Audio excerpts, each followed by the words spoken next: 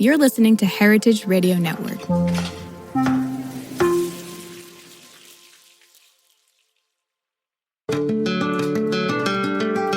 This episode is brought to you by Visit Ithaca, where great minds meet the great outdoors. Check them out at visitithaca.com. Ithaca is known for outstanding dining and local cider, wine, and beer. And here's a quick word from one of these great local businesses. My name is Steve Seelan from South Hill Cider.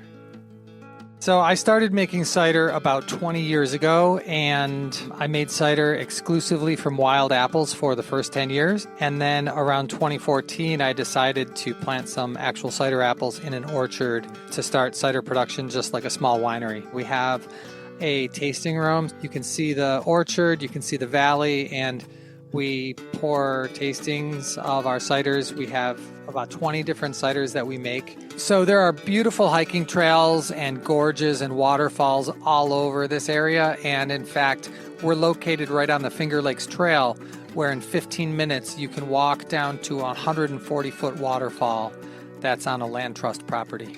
If you're looking for a weekend away, you can't do much better than Ithaca. Check out visitithaca.com for more information and get to where great minds meet the great outdoors.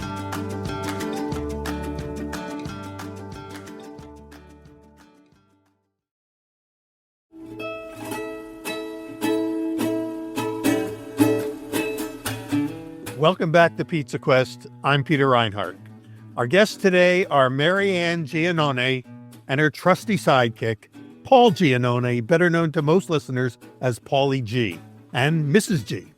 They are here to celebrate the publication of their very first book, Pizza from the Heart, 100 Recipes for Pies, Pasta, Salads, and More. I'll let Paulie and Mary Ann tell us the whole story behind this book, but first, let me welcome you both to Pizza Quest, and also let me get things rolling by asking this question. Writing a book together is not an easy collaboration to pull off, probably as hard as launching a famous restaurant. And in the book, you are very frank about, well, busting each other's chops from time to time. I'm joking here, of course, but are you guys still speaking to each other? Of course, absolutely. More than ever. How did you pull it off? Well, I guess I'll start because it was really my idea to do the book.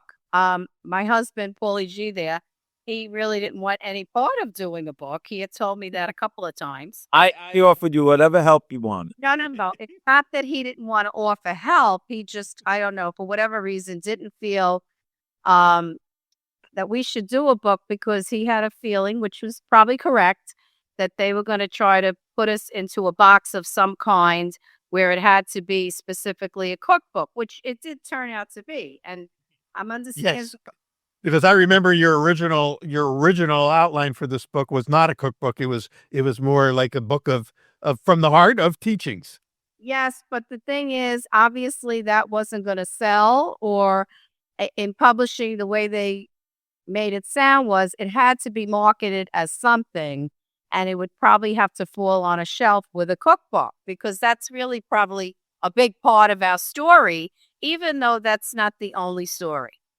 But I did feel like, we would go forward with that thinking, but I wanted it to be different than a regular cookbook. So I wanted to incorporate stories in there, and I'm not sure who came up with the idea for the playlist, but that was also a very big part of our life is music. Paulie, music fan.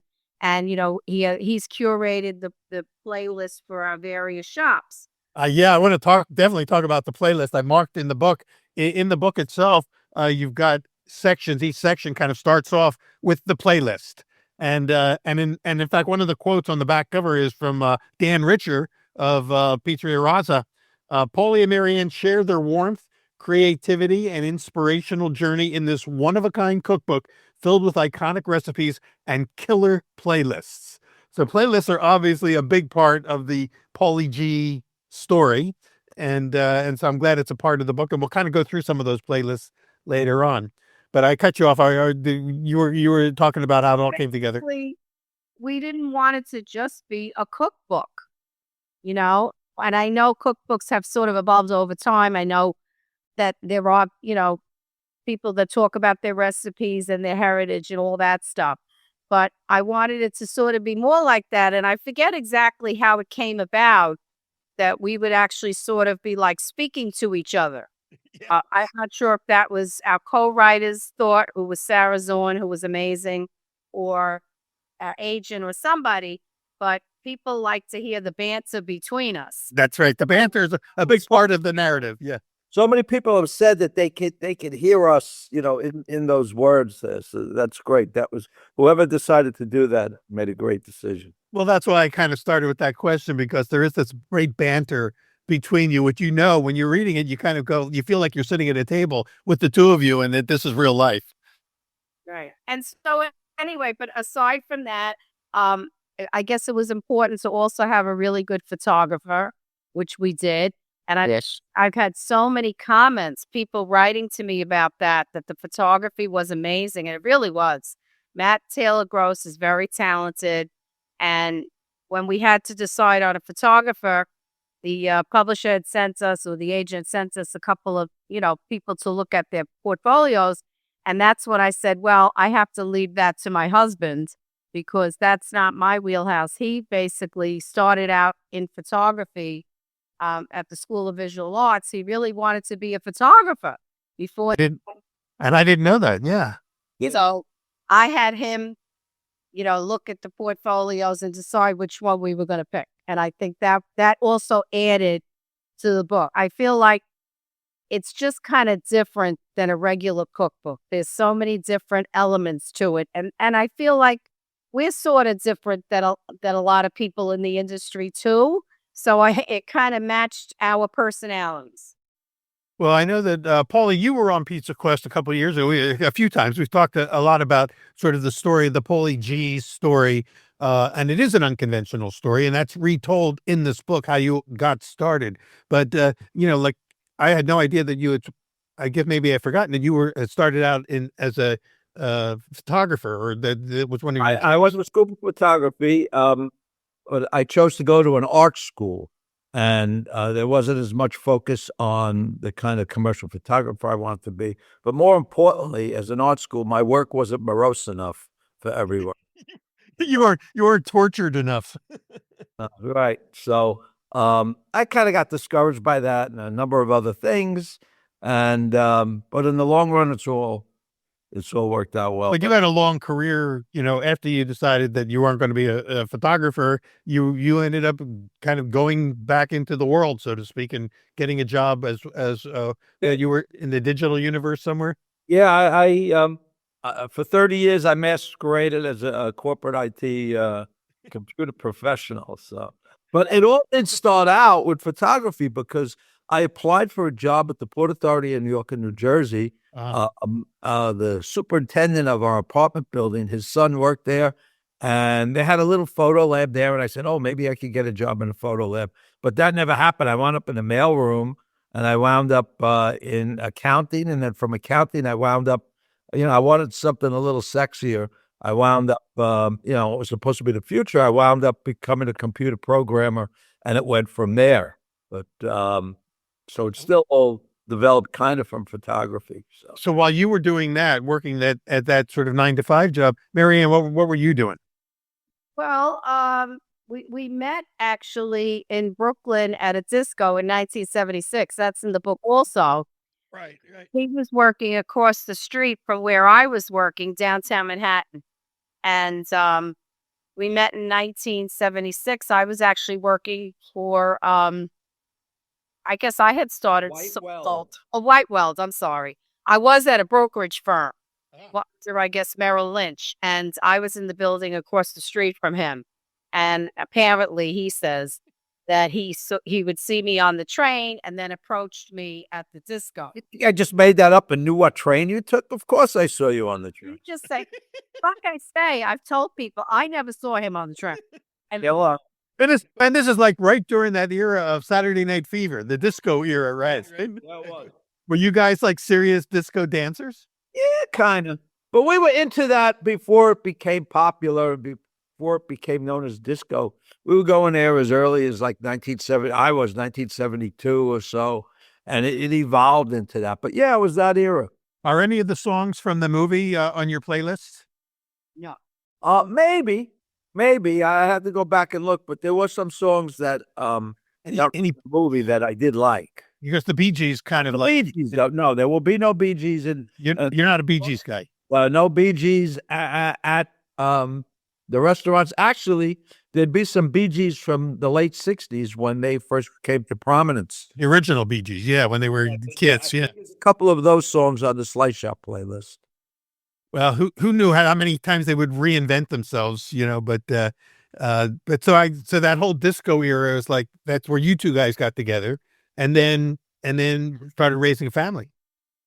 Well, basically, I was working at White Wells, and he was at the Port Authority across the street in the World Trade Center. And I got one of us to said, "Oh, well, maybe I should apply to the Port Authority," which I did. And I ended up working in the building with him also. I was just telling somebody here this morning that when I went to work there, I was on the 61st floor and he was on the 69th floor. Wow. And I moved to 68 and he was on 72. 72, yeah, 71 maybe. You're bringing that up, but I just recall so fondly working there in the World Trade Center for the Port Authority. It was a Amazing. great place to work. It was a Yeah. It was a great time to work for that organization in that building. You talk to people who stayed after we left because we left in the early '80s, and it wasn't the same after that. But it was a great experience, especially the Christmas parties. So, well, that's a whole era, and an era that we'll never be able to go back to because those buildings are no longer there. No, and that was something that was very upsetting to me. The way I won her heart is that I got her a dozen roses, and I took her to Windows on the World on Valentine's Day, Wow. 1997, and we can't go back and relive that. We tried in the new building, and it was very disheartening. But that was such a famous restaurant. I never got to eat there, but amazing. did it live up to all your expectations? And more exceeded it. It really did. Wow. Well, so that's all pre Paulie Gee's restaurant. That was like your old life. That was before you were reincarnated as the legendary, Paulie Gee's pizzerias. So how did that transition take place? Well, I chose this career. We bought a house, we had commitments, and I learned after a while that I wasn't really that good at what I did, and I didn't have that great an interest in it. There were people who were really wired for that type of career, and it wasn't me, and I was competing with these people, and I hate to lose. And these people were passing me by. I wasn't a geek, and I chose a career that, is best suited for geeks. And, I hit that, as I call it, the not a geek glass ceiling. Right? I know the problem with ceilings. And I did. And I was, looking for other things to do. I love to ski. I love music. And, I dream of being a DJ, but, I couldn't figure out how I'd make money with that anyway. But I did think about working in, having a place that we manage or something at a ski resort. But at the same time, I always loved to cook. I loved to cook because I wanted to eat what I wanted to eat. Right from the get-go, when we got married, we had an apartment in Sheepshead Bay, Brooklyn, and I started cooking right away. It was like, I used to cook even while I was home living with my parents, and it was like this revelation. I could cook when I want, when I want. And we had to dial it back pretty quickly because we were cooking way too much. But I continued to do that, and I always look for opportunities to cook for people. I'd cook on any holiday. And, when we moved into our house, we'd have, events, we'd have Christmas parties. If our children were, graduating or receiving First Holy Communion or something, I'd cook for them. I really enjoyed it. People saw that and, suggested that I open a restaurant, and I just couldn't see myself doing that. Well, Mary Ann, you have a number of recipes in the book too. Were you also a cook at the time? Or did you? Let's clarify that point. I do not have a lot of recipes in the book. I think there might be 3. I know that I marked one of them because I want to make it, which is the toffee. That's very good. The toffee brickle. Yeah. Be very careful because you cannot eat a couple of pieces of that. Yeah, it looks very addictive. Yeah. It is. It's good. It's good to make, like, I feel like if you're gonna have company or party or something, because if you have too much left over, it's very bad. So for the most part, you had to cede the kitchen over to your husband for these I parties. don't know. I guess I sort of acted as a sous chef and also the cleaning person afterwards, which was fine with me because I don't like to sit after I eat. So we had a very good like relationship going on with that. He actually also did a lot of shopping for the food most of the time. So then I would just, kind of clean up and help out. Yeah, every once in a while she would shop for the food, then I would go back and correct what she screwed up. That's what I was just gonna say because it was very challenging if he would give me a list to go to the store and I would get there and have a panic attack because I wouldn't know if it was exactly something he wanted if it wasn't the right thing that was on the list. So I would be calling him from the store. I'll never forget the time I went and I got the orange extract for the cheesecake that's in the book because I came home with imitation orange extract. And he went crazy. Yeah.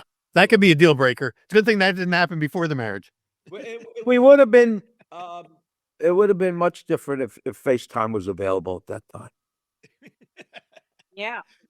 Well, but what was your reaction then when, as these parties became so successful, and all of a sudden Paulie's going, "Wait a minute, I could be doing this." People are telling me I should open a restaurant. I did not want to do it. I just, it made my head explode thinking about coordinating entrees and appetizers and cooking things different ways. And at the time, it was like being away on the weekends when all our friends and family did things right. I feel I'd be missing that, but I had to do something, and along the way, a friend of ours who was kind of retiring, he had a construction business, decided that he wanted to create an ongoing asset for himself, and he proposed to me. There was this place that he loved. It was a franchise mostly in Colorado and a few other places called La Peep. They had one in Edison, New Jersey. Loved La Peep, and La Peep was very popular. And he came to me and he said to me, "Look, if you'd like to do this, I will build you a restaurant. We'll find a place and it'll be your restaurant. You run it and everything. And you just give me 5% of the gross." So I like that idea. This is a way for me to, to get out of what I was doing because at that point, I had quote unquote retired from AT&T and affiliated companies, drawing a modest pension, but I had to go out and become a consultant and find work. And because I wasn't, the top of the geek game, I wound up having to go out of town sometime to get work because I had to pay the bills. And it was not fun at all. It really wasn't. And but so I like that idea, and we started exploring, and there were many things along the way that I had hoped would happen and didn't for whatever reason. And I thank God every day for all the things that did not happen. One was we never found a space in New Jersey to do this.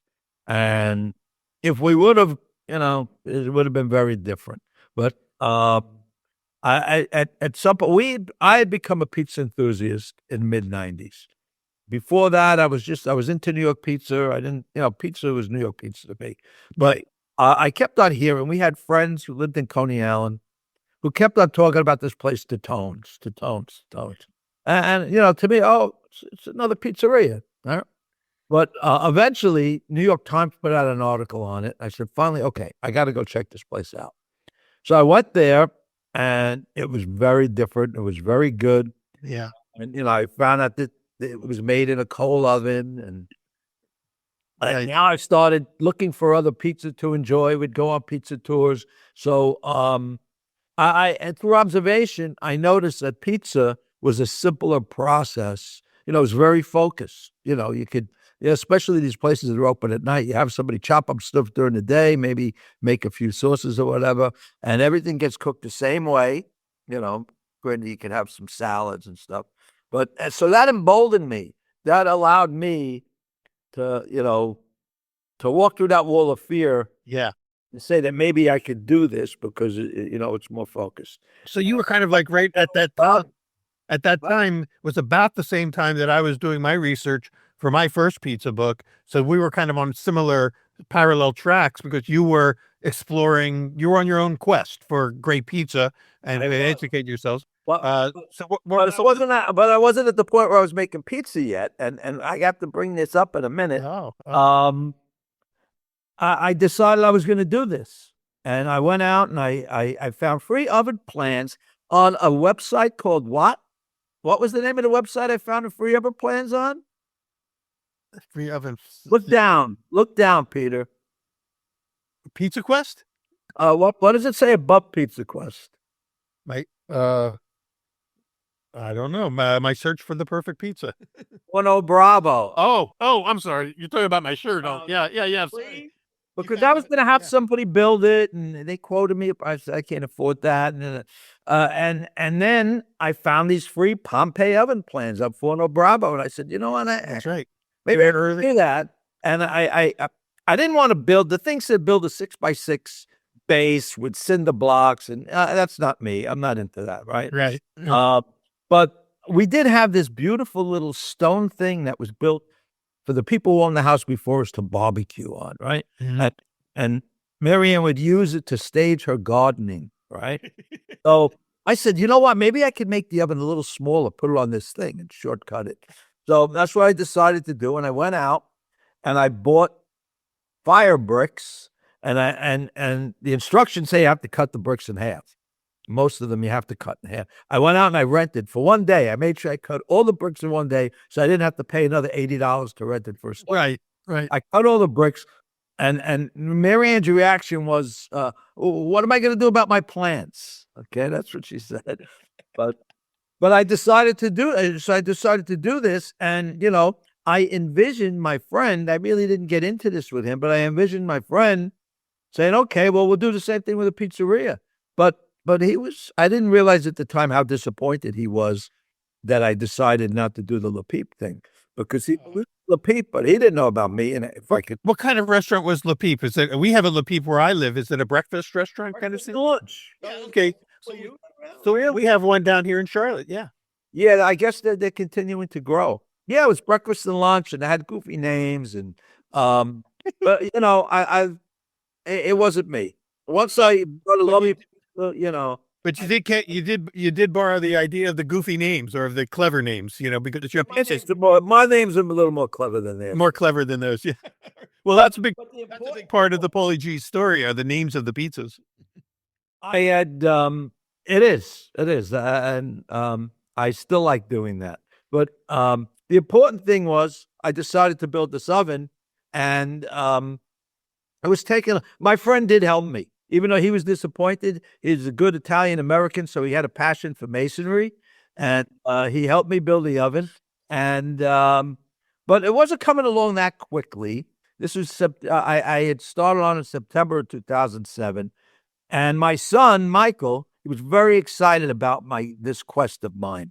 I think he wanted to see me succeed. He wanted to see me happy. And I had helped him. I had encouraged him to do what he wanted to do. He wanted to become a pilot, and I did everything I could to help him with that.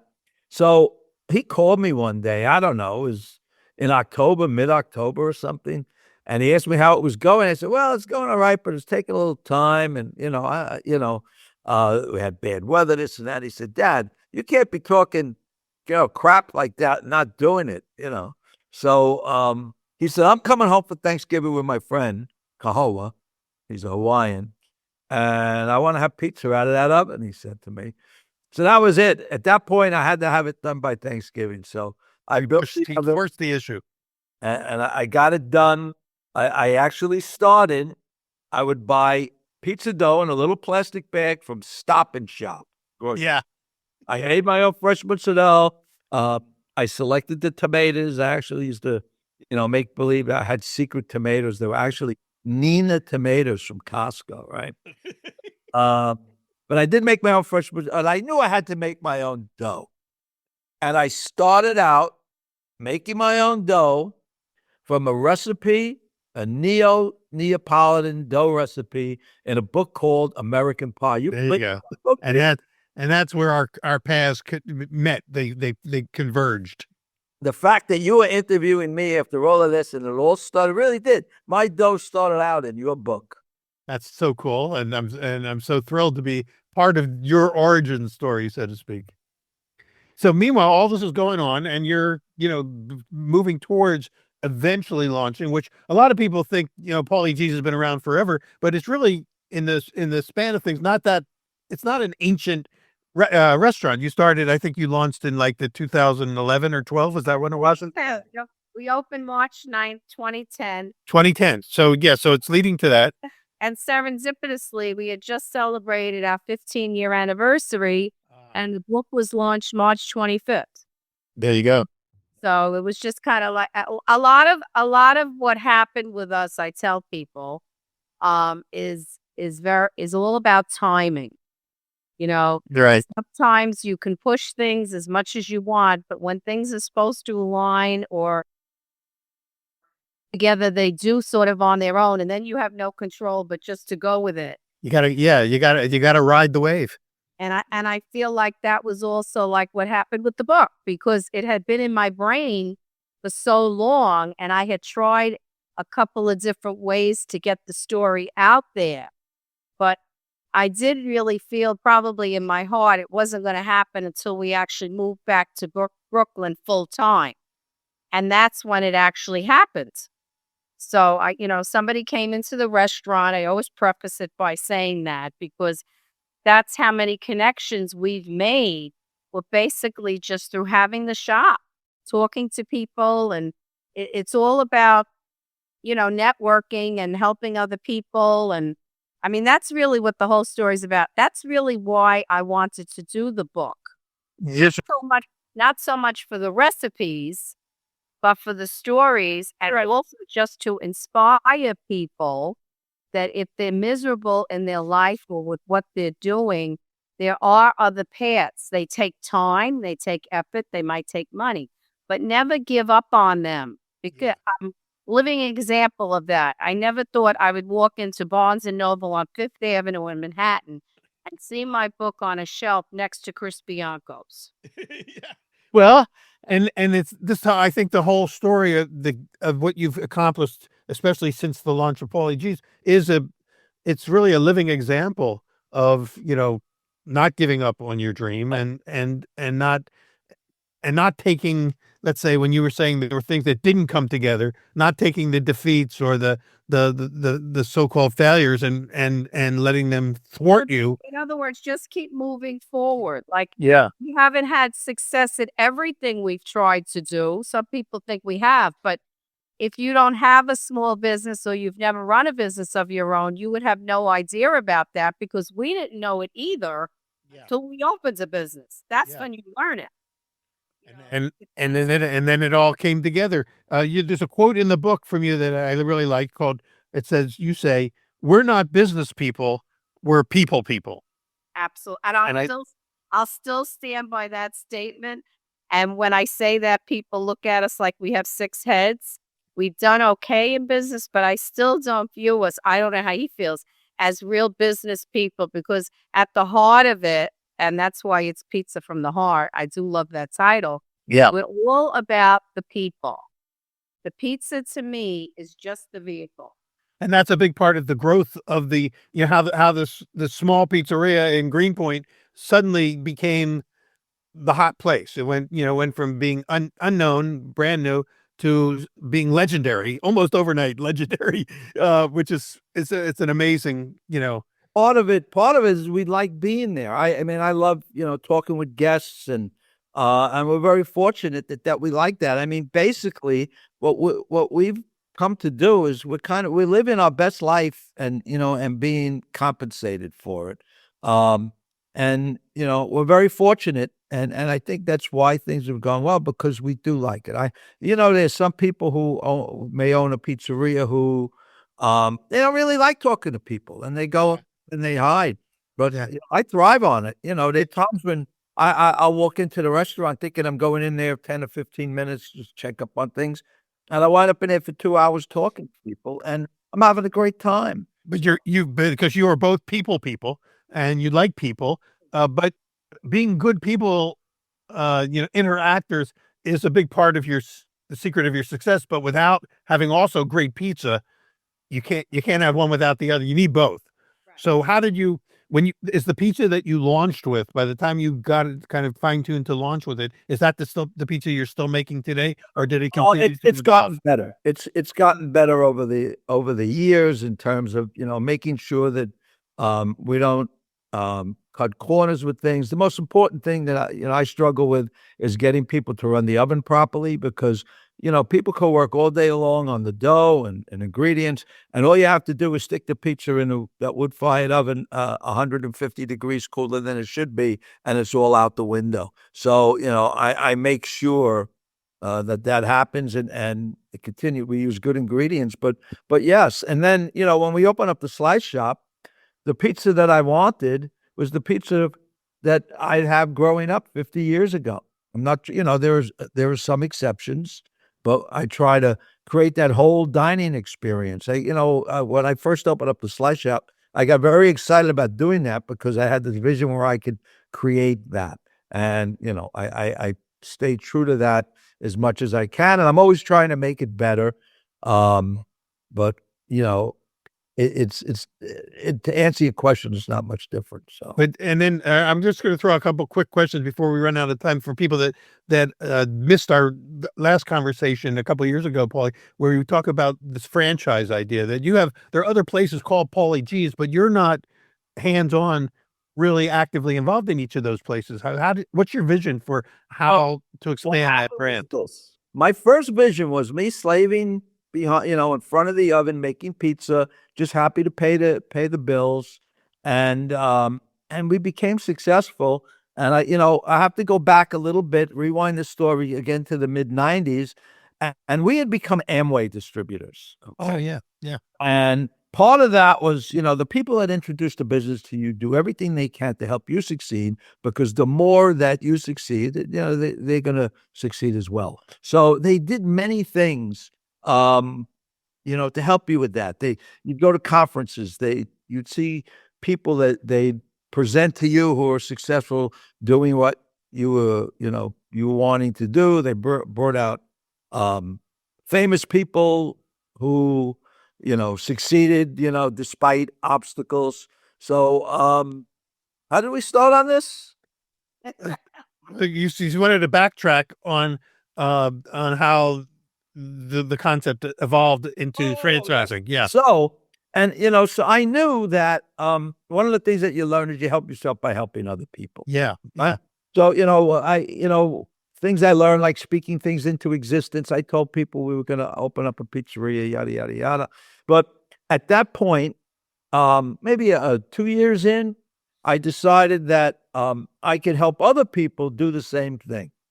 We could take what I learned and open up a restaurant, because people would call me all the time. They liked our story. I liked the fact that I was some, guy from the corporate world that changed his career. So, the people want to do the same thing, would contact me. So I thought that I could form a franchise company. Well, that's not exactly what I wanted to do at first, but every time I described what I wanted to do and presented it to an attorney, he says, "Oh, no, that has to be a franchise." Okay. So after the third one, I said, okay. So I formed this company, and the goal was to help other people create this brotherhood. I call it a brotherhood of pizza entrepreneurs, people like me. I want to give other people a chance. But look, I feel that our life was saved by what we did. Okay, I'm grateful for it, and I know that there are people out there who don't realize, that they can, if they did what they loved rather than what they chose to do, that their life could be better. And I also know that one of the things that I learned from Amway is you have to believe that you could accomplish something. That's why they paraded all these people out, who was successful at it. Right. So, it's a brilliant motivational model. And I want to be an example for others to show them that they can do that. Uh-huh. Whether they open up a Paulie Gee's with me or not, I had a guy just yesterday. Oh shoot! He had come to me. Name is Will Fain. He had a pizzeria in Portland, a small pizzeria in a garage or something. And then he decided to open up something a little bigger. And he came to me and asked if he could work with me for a week in a wood-fired place, and he did. He went back and he opened up a place in Portland.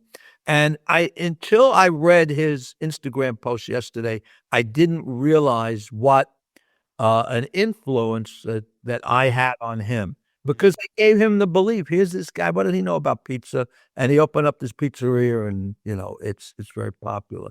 So I want to do that with people. We were in a restaurant in London back in November, and someone out of the blue walked up to me, introduced himself, excused himself, and said that I influenced him. He saw a video of mine, I think he said 10 years ago. I don't know. And I inspired him to open up his own pizzeria. In Wales. In Wales. In Wales. Well, but that speaks again to this deeper reason for doing what you're doing, which is not just simply to make good pizza. You have something else that's burning inside of you guys, which is to make a difference in other people's lives. I have a passion for life and doing things, and so we're just doing it, and it's influencing other people, and we're able to pay our bills because of it.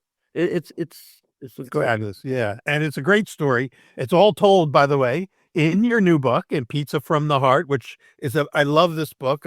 My wife and I have looked through it together, and so she's already marking some of the recipes that she wants to try and she wants to make. And again, before we run out of time, I want to talk a little bit about your playlist, because we've recently been doing some shows here on Pizza Quest that go on beyond pizza, into other types of quests. And we've had musicians on here who've talked about the influence of Frank Sinatra in their life and things like that.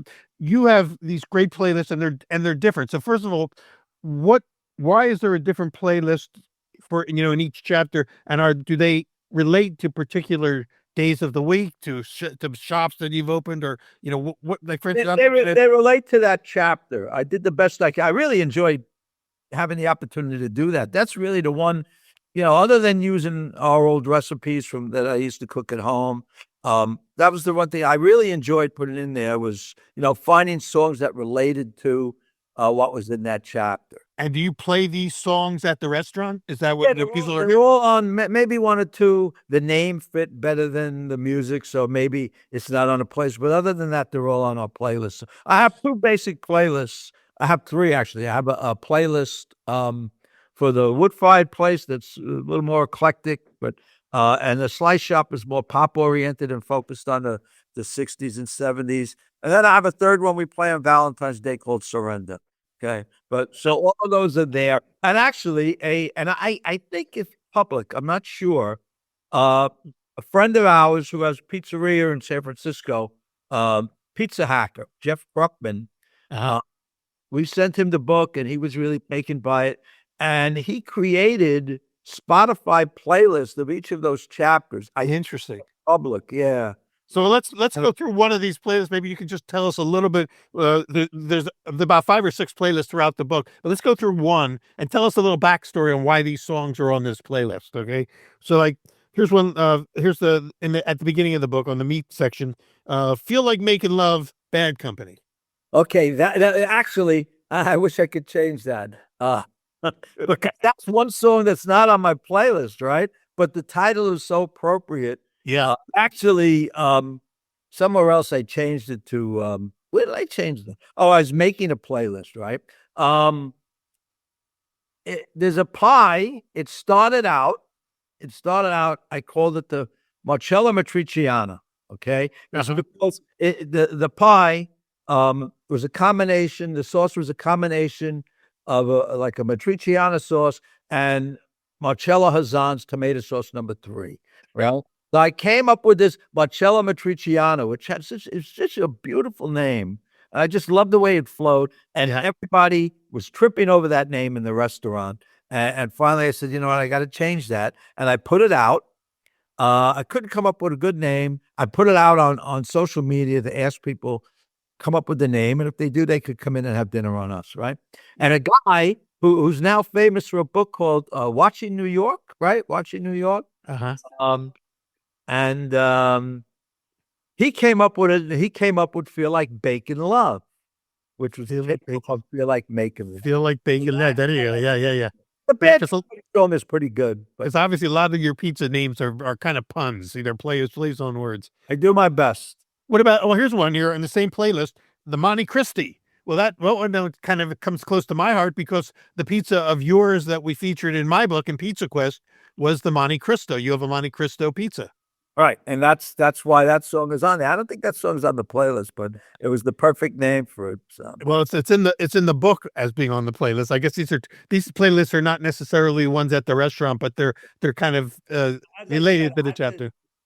95% of it is all on the playlist. But a lot of I guess the choices, reflect a lot on your musical, sort of influences. There's Every Hungry Woman by the Allman Brothers, Treat by Santana, Lost on 23rd Street by Johnny Hammond. Those three songs are some of my favorite songs ever, by the way. And they have to be in the book. Yeah. Yeah. So you can almost, and basically, as people are reading the book or imagining eating these pizzas, that you want them to be hearing these songs in their head. Places and Spaces, Donald Byrd, Walk Away from Love, David Ruffin. Wow. That goes back a ways. Superstrut. That one I don't know. Diodato. Robatan. Oh, no, Superstrut is by Diodato. Diodato, yeah. Great song. Well, there's so many great songs. I mean, just again, as I look through the list, some of the songs I'm not familiar with because I don't have the extensive musicology that you guys have, but some of them bring back, I mean, I can hear them in my head as soon as I see the title. And here's another edition from a different chapter. We've got Rocky Mountain Way by Joe Walsh. I was a big James Gang fan. And the reason that song's on there, and that one I'm pretty sure is on the playlist, is because we have a pie that I made with sake sauce, okay? Rather than vodka sauce. We had an ill-conceived brunch for 6 weeks, and we only had a wine and beer license, so rather than making Bloody Marys, we were making Bloody Samurais. And I had sake left, right? Nice. I actually think that I might have made that sauce at home before that. So I made this sake sauce. I needed a name for the pie. So I came up with Sake Mountain Way. Now, that's why Rocky Mountain Way is on there. Mary Ann, do you have any songs on these playlists? Or is this Paulie's? Man, I read that all to him. And, luckily I kind of met him because I was a little bit younger than him. And I was much more into like pop stuff than he was. I never went to as many concerts as he did, even though I went to my fair share. But he really exposed me to a lot of different types of music. And I'm very grateful about that because a lot of those songs, like I really loved. And when I'm in the restaurant and I hear them, it really just takes you back to that time. It's amazing the way music works. And did you guys have a song of your own, like when you were first dating, when you met at the disco? What was your song? Did you have a song? We didn't have one song, and when we needed to come up with a wedding song, I had come up with a song that I liked a lot, but I think for our wedding song, but I think both of us felt it was too obscure. It was Near You by Boz Scaggs. Okay. Oh yeah. But but what we decided to have instead was the Carpenters' We've Only Just Begun. Oh yeah. That was a wedding. That is a wedding song. That's a wedding. That is a song that everybody knows, and it's it's still a great song. I mean, there's something about Karen Carpenter and her voice in that song. Interject 1 second before we have to, come off the call. We appreciate you having us on, and it's quite an honor for us since, really, I feel like you were the inspiration for Paulie and for our business. We wouldn't be here without that book because I remember that book on my coffee table. Wow. We were still living in New Jersey, and how many times he referenced that book and knowing your name, but then eventually being fortunate enough to meet you. And then for you to be so kind to write a blurb for us for our book, it's almost surreal. Well, it's interesting how these things kind of come full circle. I remember you came through Charlotte a couple of years ago, and we all went out for breakfast together. The book was still, I think, being written at the time. It wasn't completed. No, I didn't even have that was during the pandemic, 2012, And I did not even have an offer then yet. And then you Should point out one we got though that right, the Johnson we eat something or another. the Community Matters Coffee House. Yeah, right. That coffee. And when you first told me that you wanted to write a book, this is again after we first met, it was still an outline, it was still an idea. And I think this is we could spend a whole other show talking about how do you make an idea into a reality. And I think we should do that, and spend a whole show on that, coming up, because that's really, I think, the heart of what Pizza from the Heart is about, is how do you manifest? It all starts with belief. There you Find go. somebody who's done what you want to do so you can see that it's possible.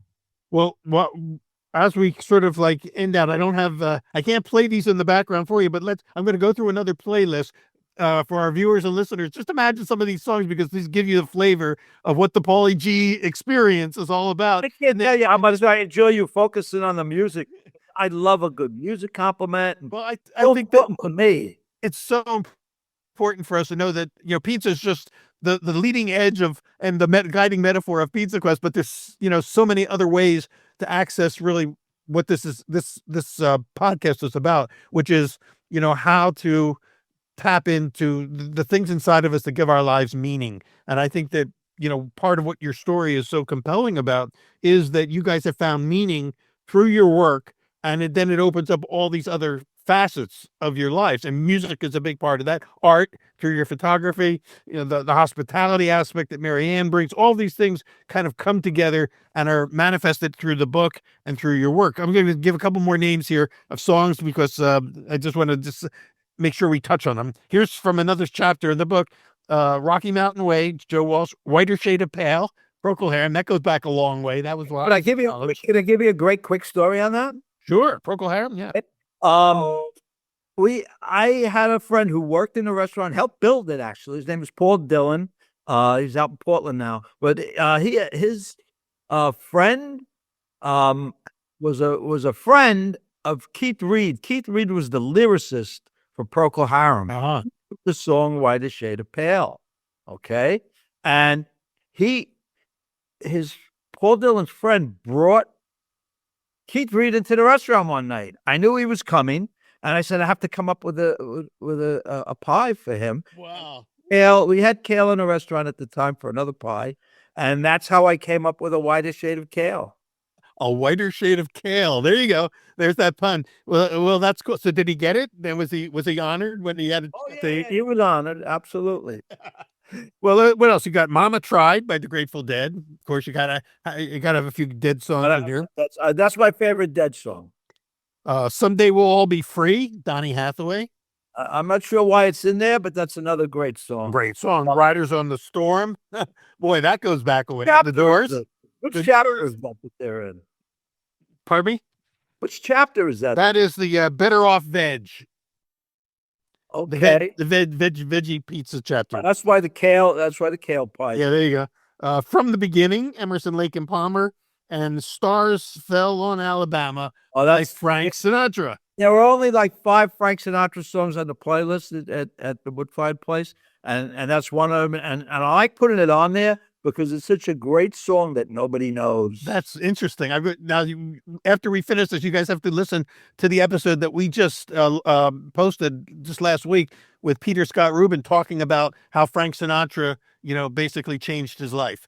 And Let's check that out. That's one of the things that I loved about the playlist too. I want to put songs on there that people aren't that familiar with to introduce them to the music. That's really I do not. If a song was really popular, it's not on the playlist. Layla is not on our playlist. Okay. Stairway to Heaven is not on our playlist. Okay. Songs like that. Now at the Slice Shop, it's different. I have a lot of songs that are very, very popular and well known. Familiar. Yeah. Yeah. Well, look, you got to do the ones that have meaning to you. And I think that's really what this is about. Pizza from the Heart is really about, finding meaning through your work and through the love of what you do. Mary Ann Giannone, or otherwise known as Mrs. G, Paulie G, otherwise known as Paul Giannone, right? But only to the people who know you, right? Everyone else knows you as Paulie G and Mrs. G. Thank you so much for being on Pizza Quest today. Congratulations on this beautiful new book. I can't wait to see how, as it gets out there and people start to use it, how it continues to expand your influence. Thank you for honoring us. I'm so excited that you're happy about it. I mean, it's so great when somebody, as accomplished as you are, that's a real writer and a big maker, I feel like I've been along for the ride on this one, because I heard about it from when it was still this little idea, preconceived, and then watching it kind of flower and become, a fully realized, beautiful book. So, guys, I'm going to hold it up one more time. For those of you who are watching, you can see the cover on the video version at pizzaquest.com. Those who are listening, thank you for joining us for the audio version. Paulie G, Mary Ann G, thank you so much. Congratulations. And we'll see you soon. And I'll see all of you who are joining us on Pizza Quest at the next episode. Thanks for joining us. Pizza Quest with Peter Reinhardt is powered by Simplecast. Thanks for listening to Heritage Radio Network, food radio supported by you. Keep in touch at heritageradionetwork.org/subscribe.